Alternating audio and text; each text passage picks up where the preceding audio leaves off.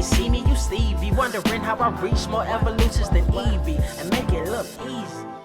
What is up, Earth's mightiest subscribers? It's Blerd without fear. Welcome back to the channel. Alright, today's video, we're going to be talking about Vengeance of Moon Knight number 3, and technically a little bit of Vengeance of Moon Knight number 2, all written by Jed MacKay, with art by Alessandro Cappuccio, and color by Rochelle Rosenberg. So when we get to issue number 3, and I know I didn't do a video for number 2, but honestly, not really much has changed, but one thing that we do know going into issue number 3 is that we still don't have the answer to the question of who is the new Moon Knight. I've seen some people with other theories different from my own. As a reminder, I'll say my pick is the character Zodiac. It just makes the most sense to me that it would be Zodiac.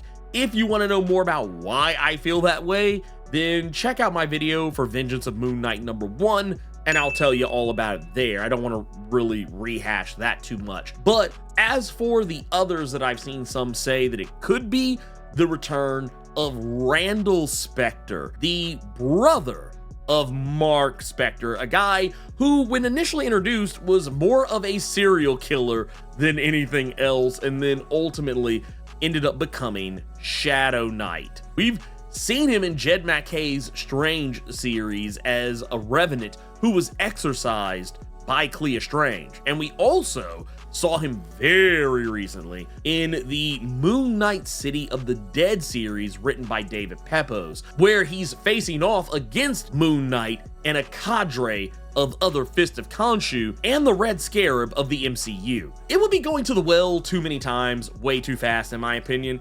Not to say that it can't be Randall Spector, but if it was, it would just be, I don't know, I just don't think it would work very well for me. Not because it disagrees with my own pick, but just because it seems like too much. We just literally saw Randall Spector get pieced up in City of the Dead. Why would he be back again this quick already? I think the reason people are even inclined to think that it's him in the first place is the powers we've seen the new Moon Knight show off. He's been depicted wielding shadow-like abilities, but the trick with Shadow Knight is he doesn't have those powers. I think people just saw that, thinking like, oh, Shadow Knight's named Shadow Knight, so clearly he has shadow powers. He actually doesn't. His power is superhuman strength and durability, and while he did gain new power in the City of the Dead story arc, none of it had anything to do with shadows. He was using an ability to control souls and spirits of the dead, now that he's the Jackal Knight, which effectively makes him an avatar of Anubis. But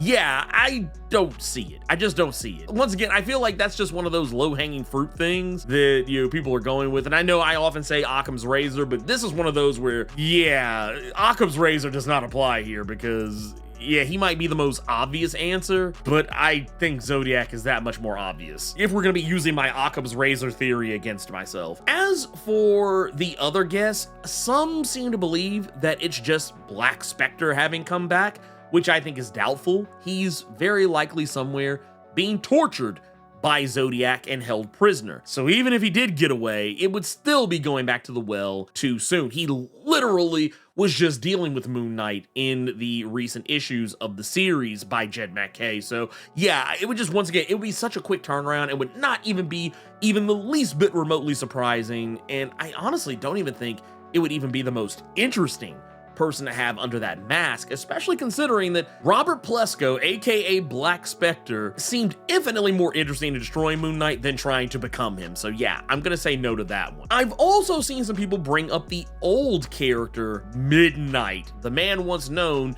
as Jeffrey Wild, and a former protege of Moon Knight, but he has been dead for quite some time. And just to put it in perspective, the last time we saw this guy was in the Moon Knight City of the Dead series that recently wrapped up, but he was not alive. He was just a spirit that was brought back from beyond the grave by Randall Spector. Before that, he had been dead since 2007 in Moon Knight Volume 5, number 12, so yeah, I don't think it's him.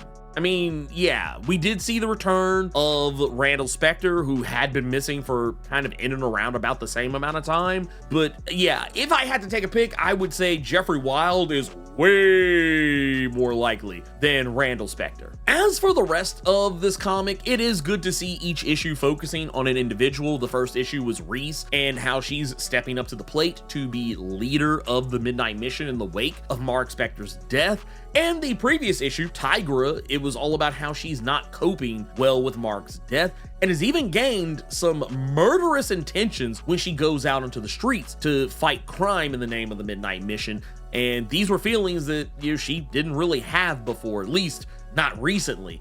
And now, Soldier, he feels it should have been him who died and not Marc Spector, and how he's just trying to be the best soldier he could possibly be for Reese. Even with Dr. Sturman kind of musing that Marc and Soldier were very kindred spirits. And I kind of like what this is implying here, because as we've seen, Reese has been taking on more of a Mr. Knight look. Not saying she is the new Mr. Knight, because once again, that's more of a personality thing, but she has been dressing the way that Mr. Knight would typically dress. Soldier has been doing the same thing as well, but the thing that Dr. Sturman brings up is that the more cool, calm, and collected part of Marc that was able to lead the Midnight Mission is more indicative of what Reese is like, and the more unbridled rage and, you know, kind of warrior spirit that Marc had within him.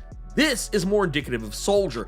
This is honestly, you know, and the further we go along into this, and you look at Tigra, you can kind of make a similar case that, you know, the rage that she's feeling, the confusion, and the inability to cope is also an aspect of Marc. I think it's safe to say Dr. Sturman is basically kind of building up to letting them all know that while Marc Spector is in fact dead, at the same time he's not, because each aspect of himself is living on through the Midnight Mission itself. So if Reese is going to be the leader, then Soldier fights for it. And I like that idea, but all of this just makes me even more interested in seeing what's going to happen when Dr. Sturman talks to 8-Ball and Hunter's Moon. As for how they're going to hunt down the new Moon Knight, it's going to take some help from a vampire we met in Moon Knight number 16, Lady Yulan, a powerful leader in the vampire world who owes Moon Knight for effectively saving her vampire operation from falling in line with the tutor who was planning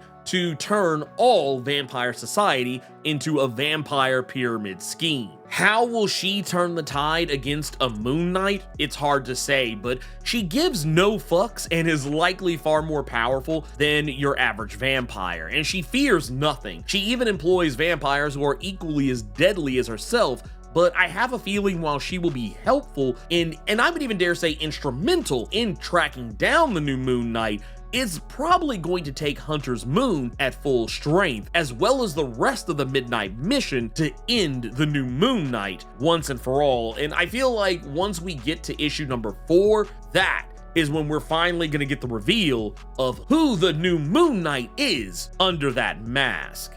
You guessed it, obligatory channel outro time. If you're not subscribed to the channel, consider doing so. Clicking that subscribe button and tapping that notification bell ensures that you get more videos just like this one, and you don't miss any of my other content that I drop throughout the week, plus my live streams every Thursday and Saturday. And if you enjoyed the video, make sure you click that like button, keep it plus ultra, and sound off in the comments.